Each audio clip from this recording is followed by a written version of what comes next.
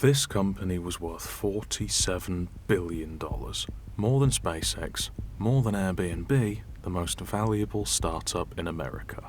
Investors called its founder the next Steve Jobs, a man who talked out loud about becoming the world's first trillionaire, about becoming the president of the world, about living forever.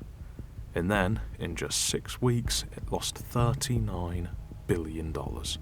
The founder was thrown out of his own company, 4,000 people lost their jobs, but that's not the shocking part.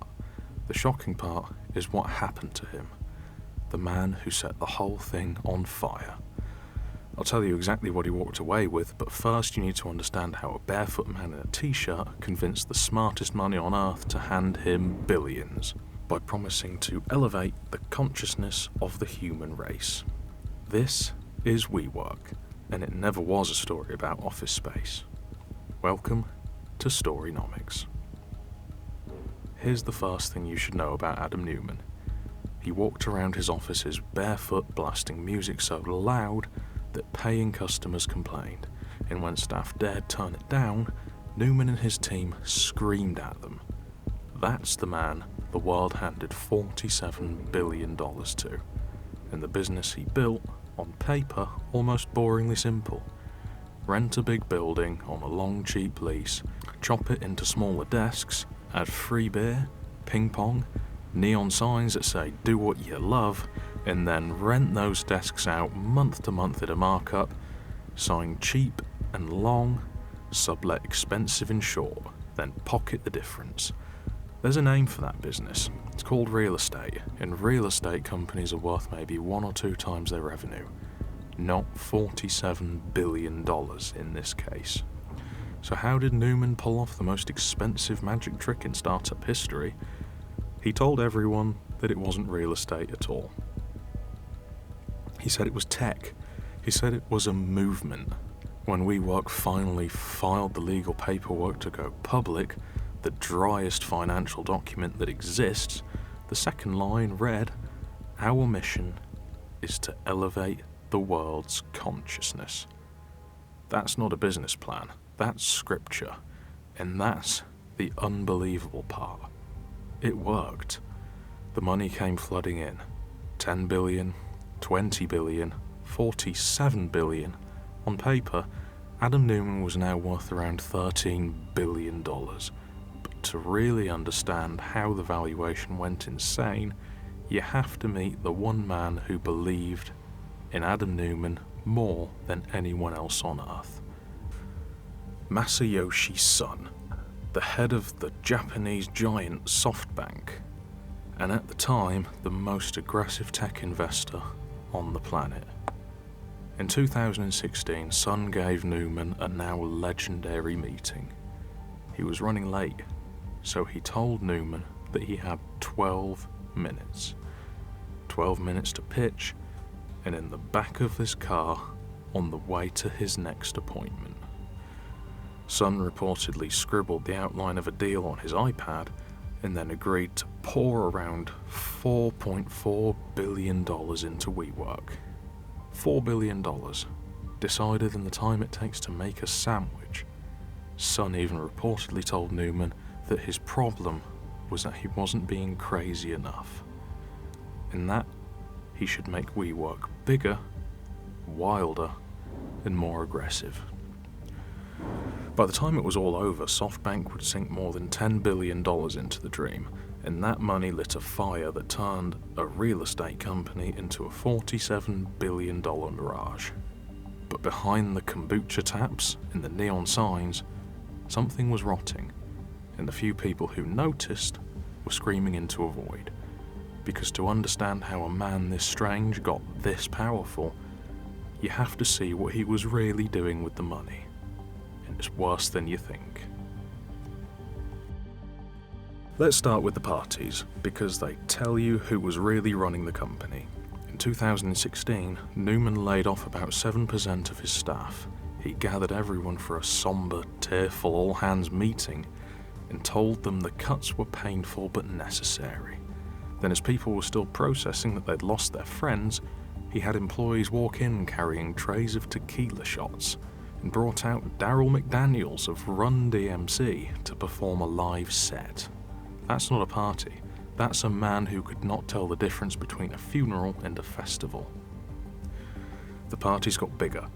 Every year WeWork held something called Summer Camp, a mandatory festival in the English countryside where thousands of employees were bussed in for a day of music and free-flowing rosé. And something that looked a lot like a corporate retreat was more like a religion. People sat in ceremonial circles chanting company slogans. Executive gave TED-style sermons from flower power stages. And Neumann's wife, Rebecca, WeWork's chief brand officer, and a cousin of Gwyneth Paltrow, reportedly stood up and told the crowd that a big part of a woman's job was to help men like Adam manifest their calling in life. One of the hired staff at the camp reportedly summed it up in one line. It's a bit like a cult here, isn't it? It gets stranger. The summer of 2019, the exact moment he's trying to take his company public, Neumann and his friends are smoking weed on a private Gulfstream jet flying across the Atlantic to Israel. After they land, the flight crew finds a chunk of the drug stuffed inside of a cereal box, stashed for the return flight. The jet's owner panics about international drug trafficking and recalls the entire plane, which means the billionaire CEO of America's most valuable startup had to find his own way home. Now, funny stories, but underneath the free beer and community slogans, there was a darker culture. Rebecca Neumann was reportedly known to have fired people within minutes of meeting them. Once, allegedly, a mechanic for the company jet, simply because she didn't like their energy. And a former chief of staff to Adam Neumann filed a complaint alleging WeWork demeaned women who got pregnant, paid them less than men, and that Adam Neumann himself routinely asked female job candidates whether they planned to get married or have children. WeWork said it had zero tolerance for discrimination and would defend itself. But the picture was clear. The company that sold itself as one big enlightened family did not feel like one from the inside. And while Neumann preached community, he had quietly built a machine to drain that company dry. Watch this. 1. Neumann personally bought buildings and then leased them back to WeWork. He was the landlord, charging rent to his own company, collecting from both sides. 2. He personally trademarked the word "we." And when the company rebranded itself to the We Company, they paid him nearly $6 million for the rights to a word taken from the company's own name. The backlash was so brutal he was forced to give it back, but he tried it. 3. And this is the one that mattered most. Neumann had engineered a special class of stock that gave him 20 times the voting power of every other shareholder. 20-1. It meant no board, no investor, no one on earth could ever overrule him. He hadn't built a company, he'd built a throne. And here's the move that should make every employee's blood boil. While his staff held stock they couldn't touch, betting their futures on the company, Neumann was quietly cashing out. Before the company ever went public, he reportedly pulled out more than $700 million through a mix of share sales and loans against his stock. The captain was selling his seat on the lifeboat while telling everybody else the ship was unsinkable. Remember that throne, because in about 2 minutes it's going to save his life and cost everybody else theirs.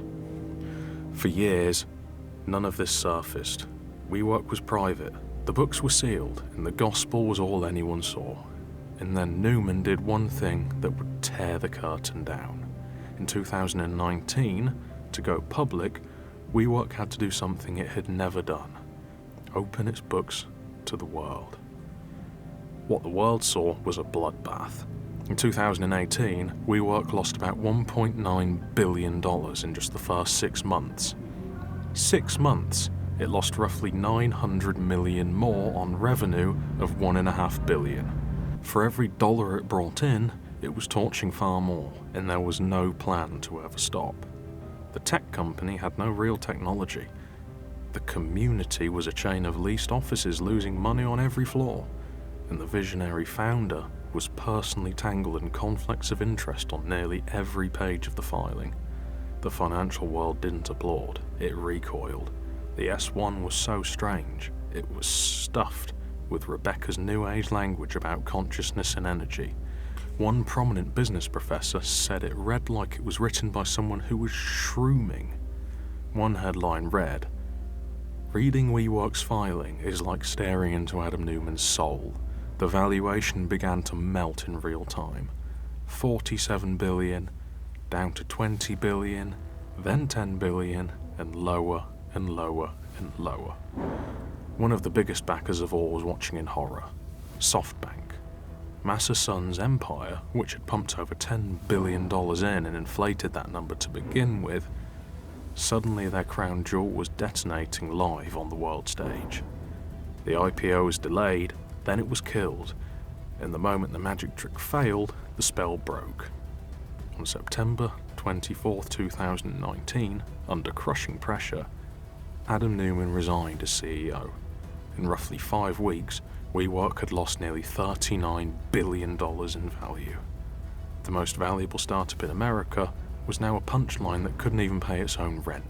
So the villain loses everything, right? Here's where the story stops being funny and starts making people furious. Remember that throne?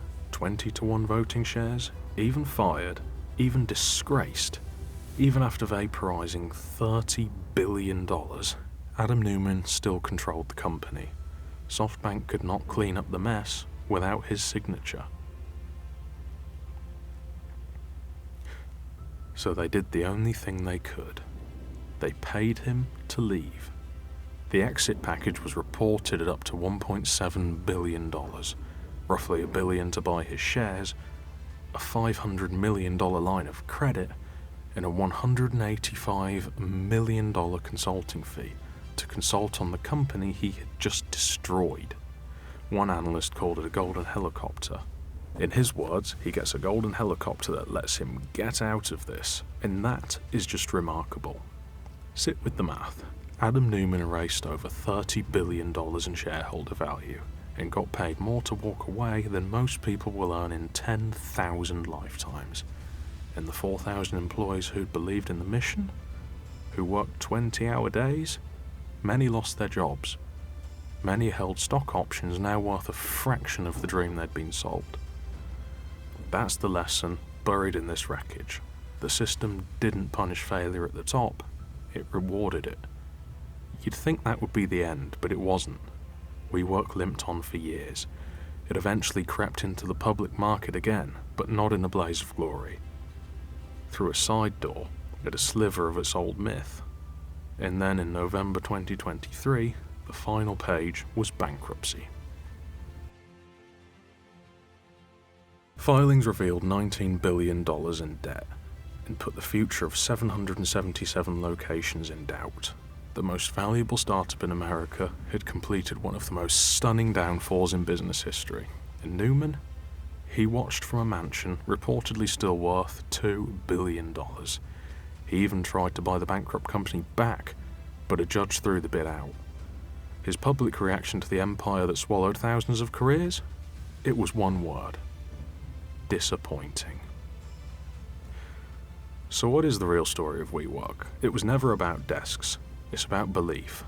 It's about how the most sophisticated investors on the planet, whose entire job it is to see through the hype, looked at a man losing $2 billion a year, a man who trademarked the word "we," and a man smoking weed on a borrowed jet, and they didn't see a warning.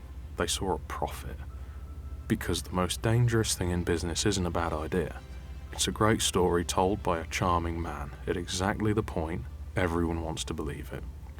WeWork didn't sell office space, it sold a feeling, and for a few insane billion-dollar years, the whole world bought it. That's the economics of a story, that's Storynomics. There's another company that pulled the same trick, except this one was even stranger.